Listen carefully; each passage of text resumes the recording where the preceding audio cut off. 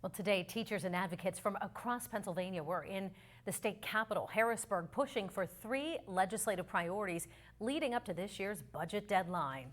Erie News Now state capitol correspondent Brendan Scanlon joins us now live to tell us more about their priorities and why they say it's imperative to get them across the finish line. Good evening, Brendan.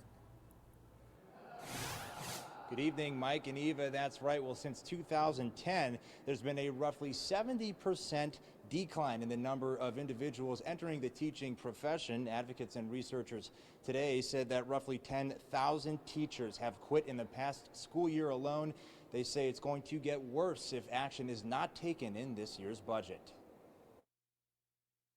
We're in the midst of the worst teacher shortage crisis the Commonwealth has ever seen, and all signs point toward it only getting worse. With just a few weeks until the budget deadline, Laura Boyce with Teach Plus Pennsylvania is calling for action. We're calling for a $100 million investment into the educator workforce focused on 3 priorities. The first priority is paid student teaching. It's basically like an unpaid internship. Aspiring educators like Haley Sill have to complete an unpaid 12-week student teaching program. Sill says gas prices, travel, and tuition costs make it hard to meet basic needs. Not only would paid student teaching be beneficial for the wellness of incoming teachers and the future generation, but it would also display the message that as a student teacher, your job is important. State Senators Ryan Aument and Vincent Hughes agree. That's why they sponsored bipartisan legislation to establish a student teacher stipend program. There is no compensation.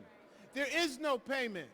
People are doing it for the love of their profession. We must remove the financial barriers wherever and whenever possible. Senate Bill 300 would also incentivize student teachers in high vacancy districts. Grow your own programs are another priority for advocates. The programs create pathways to enter the profession through various partnerships. By nurturing educators from local neighborhoods and creating alternative pathways, Grow Your Own programs help create a more diverse and culturally competent teacher workforce.